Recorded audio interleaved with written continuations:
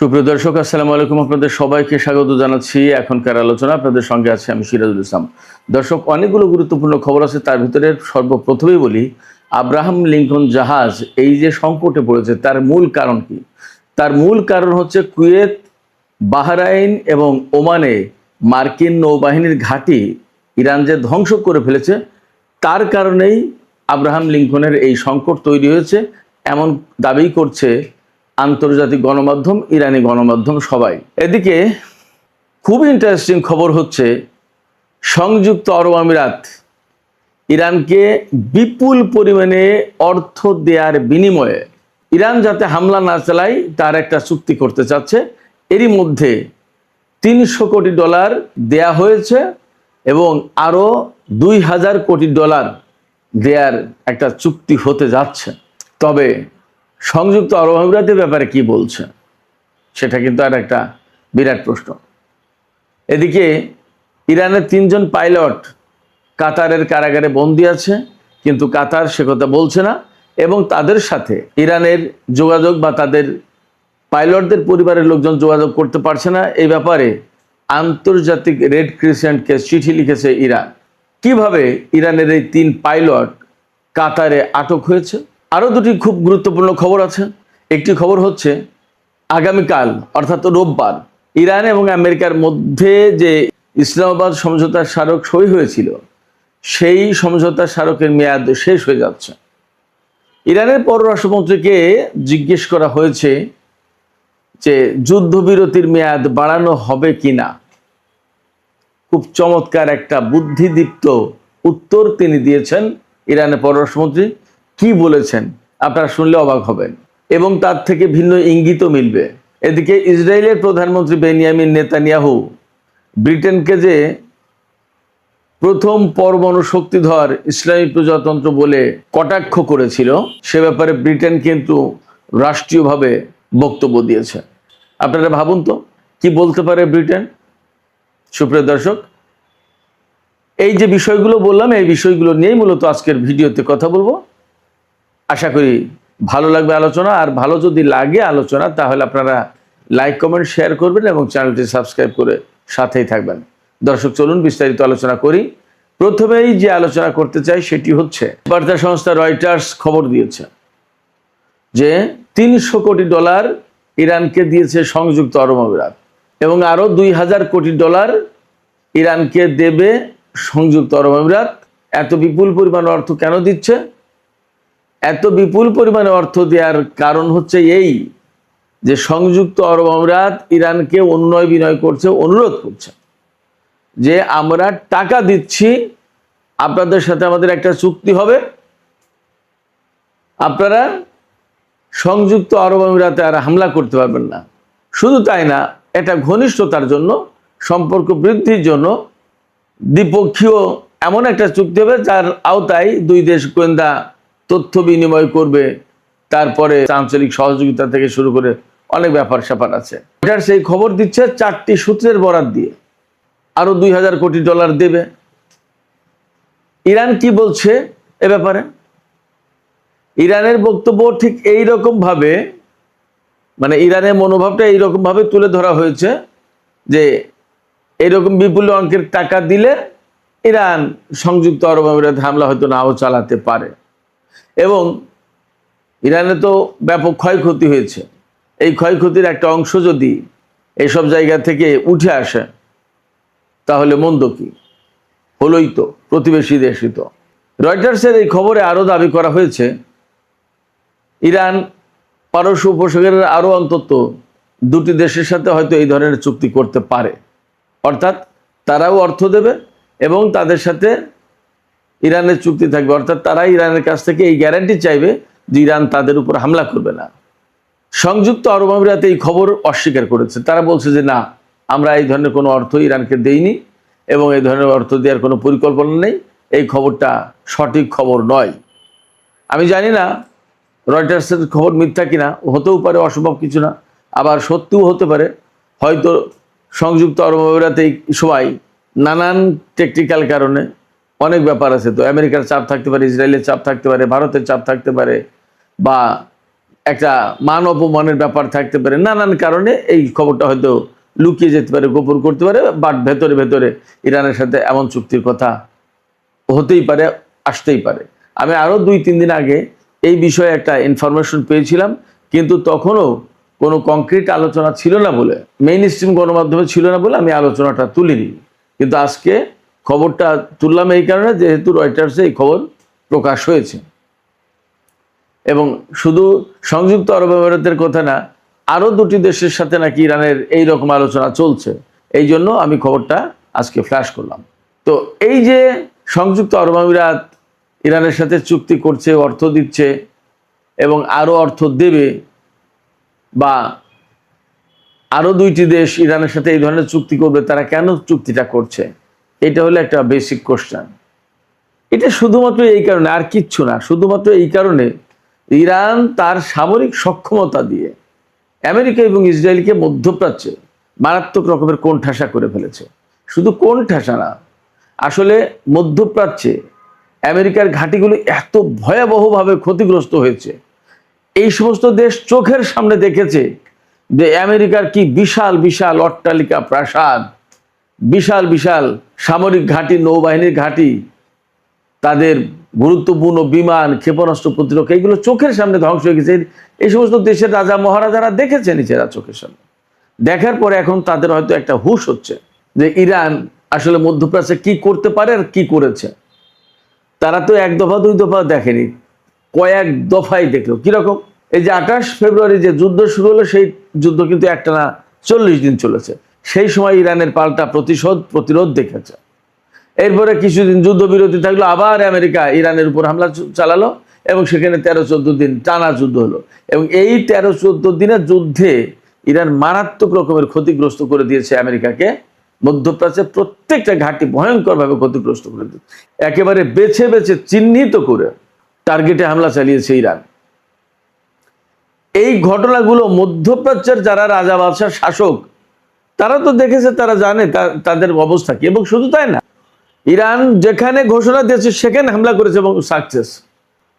আরব আমিরাতে দুবাই বিমানবন্দরে, তাদের তেল স্থাপনায়, রিফাইনারিতে, অস্ত্র গুদামে, সামরিক ঘাঁটিতে, যেখানে বলেছে সেখানে হামলা চালিয়েছে এবং ভয়াবহ ক্ষতির মুখে পড়েছে।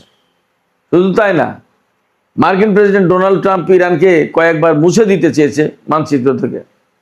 ইরানের সমস্ত ইনফ্রাস্ট্রাকচার সব ধ্বংস করে একদম পাথরের যুগে, প্রস্তর যুগে পাঠিয়ে দেওয়ার কথা বলেছে, কিন্তু একবারও সেই ধরনের হামলা করতে পারেনি বা হামলা চালায়নি। ইরানও বলেছিল কি, এই ধরনের যদি হামলা হয় ইরানের উপরে, ইরান মধ্যপ্রাচ্যের কোনো স্থাপনা, তেল ক্ষেত্র, গ্যাস ক্ষেত্র এবং বিমানবন্দর আস্ত রাখবে না। আমেরিকা এই ভয়ে হামলা চালায়নি এবং মধ্যপ্রাচ্যের কোনো দেশ আমেরিকাকে ইরানের উপর হামলা চালাতে দেয়নি। তারা জানে যে ইরান এই কাজ করবে। এই যে ইরানের সামরিক সক্ষমতা, এই সামরিক সক্ষমতার কারণে আজকে সংযুক্ত আরব আমিরাত বা মধ্যপ্রাচ্যের আরো কোনো দেশ ইরানের সাথে চুক্তি করছেন যে ভাই টাকা দিচ্ছি, আমাদেরকে আর হামলা চালায় না আমাদের উপরে। ইরান তো রিসেন্টলি বলেছে, আমি গত পরশুদিন যে প্রথম ভিডিওতে বলেছি, ইরানের সর্বোচ্চ নেতা তিনি ঘোষণা করেছেন এই যে IRGCর বা ইরানের সামরিক কাঠামো পুনর্গঠন করা হলো, 6 জন কমান্ডারকে নতুন করে রিশাফল করে নিয়োগ দেওয়া হলো। তার পরপরই ইরানের সর্বোচ্চ নেতার পক্ষ থেকে বলা হয়েছে, যদি তোমরা মনে করো ইরানের প্রয়োজন এখনো মেটেনি, অর্থাৎ ইরান যতটুকু হামলা করলে তার জন্য সেফ হয় পরিস্থিতি, ততটুকু হামলা হয়তো হয়নি, যদি তোমরা এরকম মনে করো তাহলে তোমরা হামলা চালাও এবং তার প্রস্তুতি নাও, গোয়েন্দা কার্যক্রম জোরদার করো। ইরানের সর্বোচ্চ নেতা বলছে, তার মানে মধ্যপ্রাচ্যে ইরানের পক্ষ থেকে হয়তো আর একটা হামলা আসন্ন। নট অনলি দ্যাট, আমি আপনাদেরকে এখানে বলে রাখি, এমন আলামতও পাওয়া যাচ্ছে ইসরায়েলের উপর ইরান ভয়াবহ রকমের ক্ষেপণাস্ত্র হামলা চালাতে পারে, এমন আলামতও পাওয়া যাচ্ছে। আপনারা এরই মধ্যে জেনেছেন হয়তোবা, আজকেই লেবাননে ভয়াবহ হামলা চালিয়েছে ইসরায়েল এবং আজকের এই হামলায় অন্তত 11 জন নিহত হয়েছে, তার ভিতরে 3টি শিশু রয়েছে। বলা হচ্ছে জুনের যুদ্ধবিরতির পরে এই হামলা সবচেয়ে ভয়াবহ বড় হামলা।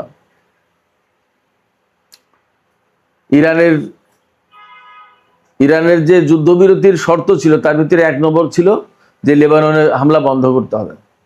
সেই লেবাননে যখন হামলা চলছে, গাজায় যখন হামলা চলছে, তখন ইরান কি একেবারেই চুপ থাকবে?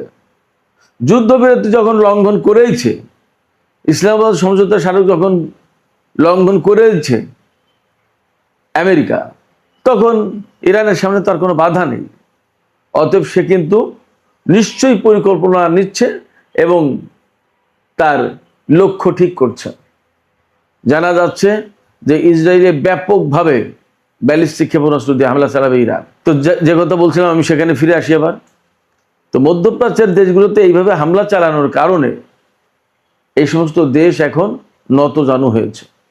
এরই ভেতরে খবর পাওয়া যাচ্ছে যে, আমি আজকের দুপুরে ভিডিওতেই বলেছি, আব্রাহাম লিঙ্কন মার্কিন দ্বিতীয় বৃহত্তম বিমানবাহী রণতরী, তাকে ভারত মহাসাগর থেকে সরিয়ে নেওয়া হচ্ছে এবং সেখানে রিপ্লেস করা হচ্ছে জর্জ ওয়াশিংটন বিমানবাহী রণতরীকে। এই যে আব্রাহাম লিঙ্কনে এই সংকট তৈরি হলো, খাবার নেই, দাবার নেই, বাথরুম নেই, সাবান নেই, শাওয়ারগুলো ছত্রাক পড়ে নষ্ট হয়েছে, আরো বাজে বিভিন্ন রকমের অবস্থা। কম পরিস্থিতি তৈরি হলো তো সেখানে মারামারি খুনোখুনি হয়নি।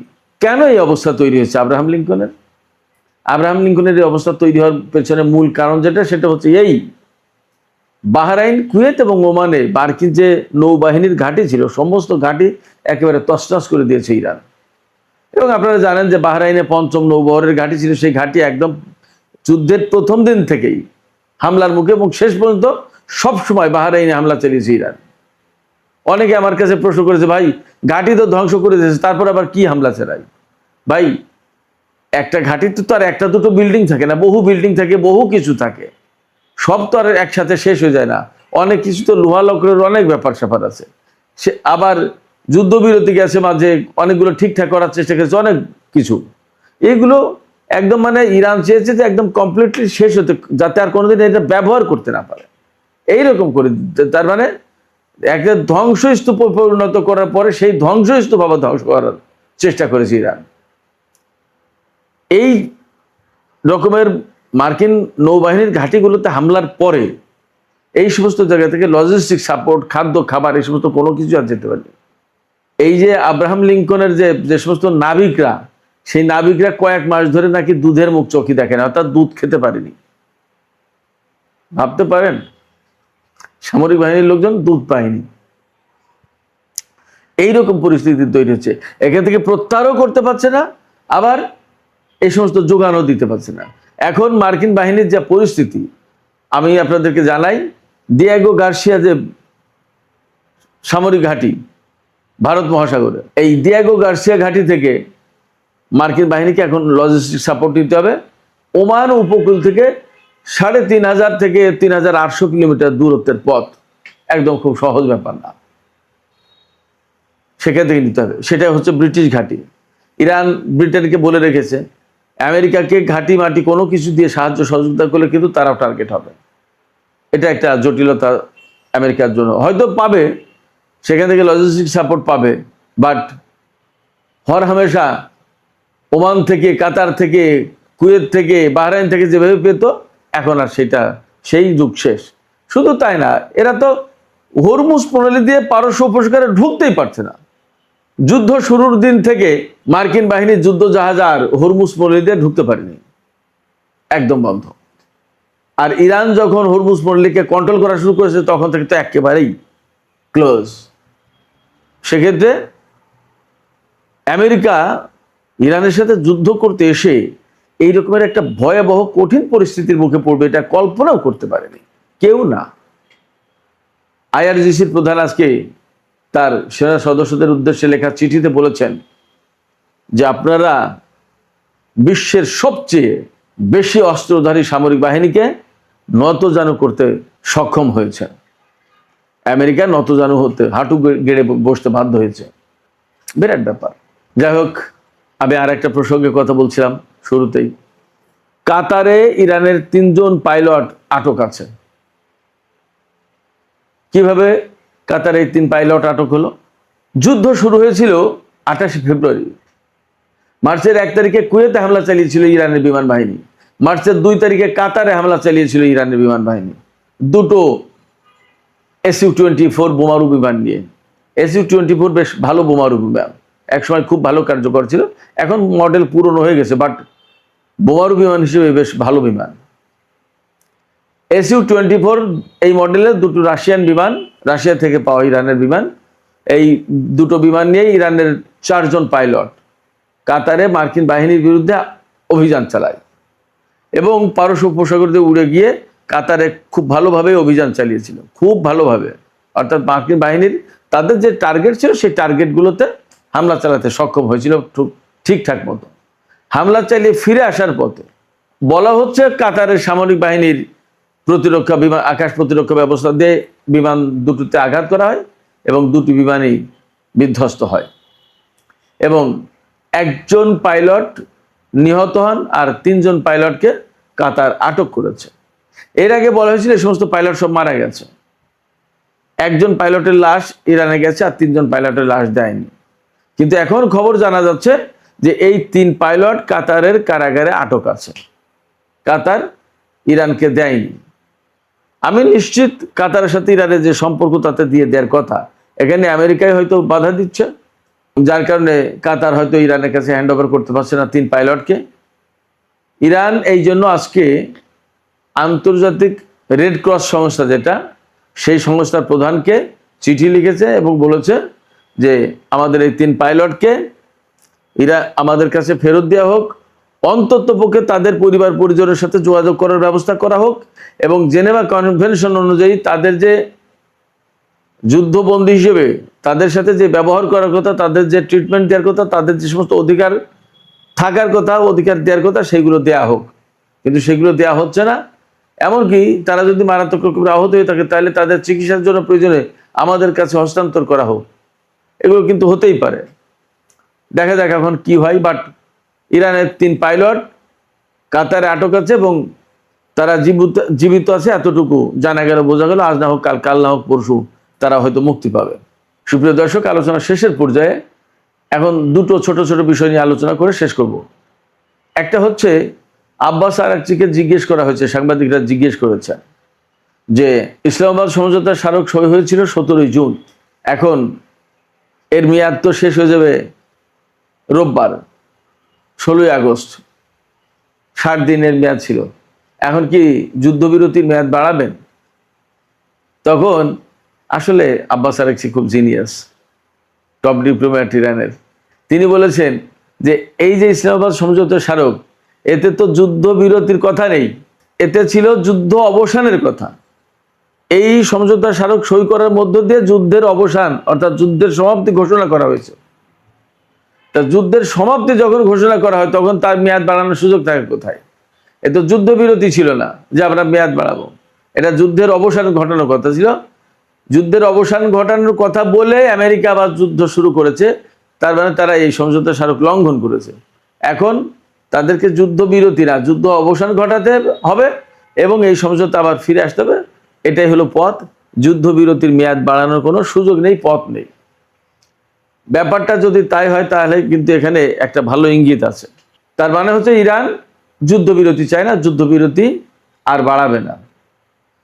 এর মানে হচ্ছে ইরান যে কোনো সময় মধ্যপ্রাচ্যে মার্কিন বাহিনীর উপর হামলা চালাতে পারে, এমনকি ইসরায়েলের উপর হামলা চালাতে পারে। আমি যে কথা একটু আগে বলেছি, ইরান ভেতরে ভেতরে এরকম প্রস্তুতি নিচ্ছে বলা হচ্ছে এবং ইরানের সর্বোচ্চ নেতা তো বলেছেনই যে তোমাদের যদি প্রয়োজন না মিটে থাকে তাহলে আবার হামলার জন্য প্রস্তুতি নাও, হামলা চালাও।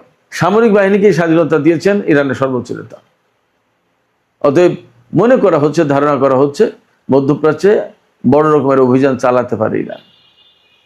এদিকে ইসরায়েলের প্রধানমন্ত্রী বেনিয়ামিন নেতানিয়াহু গতকাল ব্রিটেনকে যে প্রথম পরমাণু শক্তিধর ইসলামী প্রজাতন্ত্র বলে কটাক্ষ করেছিলেন, ব্যঙ্গ করেছিলেন, তার জবাব দিয়েছে ব্রিটিশ সরকার। তারা বলেছে নেতানিয়াহুর এই বক্তব্য কোনোভাবেই গ্রহণযোগ্য হতে পারে না। এই বিষয়টা আনুষ্ঠানিকভাবে ইসরায়েল সরকারের কাছে তুলেছে তারা। নেতানিয়াহুর এই বক্তব্যের ভেতর দিয়ে মোটামুটিভাবে ধারণা করা হচ্ছে যে ব্রিটেনের সাথে ইসরায়েলের সম্পর্কের খানিকটা অবনতি ঘটল। এ কথা ঠিক যে আরো 10 বছর আগে ব্রিটেনের সাথে ইসরায়েলের যে সম্পর্ক ছিল, আজকের দিনে কিন্তু ব্রিটেনের সাথে ইসরায়েলের সেই রকম সম্পর্ক নেই, চেঞ্জ হচ্ছে এবং আরও অনেক বেশি চেঞ্জ হবে এটা বলা যাচ্ছে। ব্রিটেনের যে মাইগ্রেশন, মুসলিম জনসংখ্যা বৃদ্ধি পাওয়া, মুসলমানদের হাতে বিভিন্ন পর্যায়ে ক্ষমতা যাওয়া এবং ব্রিটেনে প্রচুর পরিমাণে ইহুদি বিরোধী মনোভাব তৈরি, সমস্ত সব কিছু মিলে আমরা মনে হয় খুব বেশি দিন লাগবে না দেখতে পারবো ব্রিটেনের সাথে ইসরায়েলের সেই সম্পর্ক আর নেই। অথচ এই ব্রিটেন কিন্তু ইসরায়েলকে প্রতিষ্ঠার প্রধান নায়ক। সুপ্রিয় দর্শক, এখনকার আলোচনা এখানে শেষ করতে চাইছি। আলোচনা শেষের আগে আপনাদের মতামত জানতে চাই যে এই যে সংযুক্ত আরব আমিরাত এবং আরও কোনো কোনো মধ্যপ্রাচ্যের দেশ ইরানের সাথে অর্থের বিনিময়ে সম্পর্ক ঠিকঠাক করতে চাইছে এবং ইরান যা তার হামলা না চালায় তার একটা ব্যবস্থা করতে চাইছে। যদিও আরব আমিরাত এই বক্তব্য অস্বীকার করছে, কিন্তু আপনাদের কাছে কি মনে হয় যে এই ঘটনা সত্য হতে পারে এবং আসলে কি তারা অর্থ দিয়ে ইরানের পক্ষ থেকে হামলা বন্ধ করতে পারবে? কি মনে হয়, নাকি ইরান প্রতিশোধ নেবেই? আপনাদের মতামত জানিয়ে কমেন্টে লিখতে পারেন। আর ভিডিও ভালো লাগলে লাইক, কমেন্ট, শেয়ার করবেন এবং চ্যানেলটি সাবস্ক্রাইব করে সাথে থাকবেন।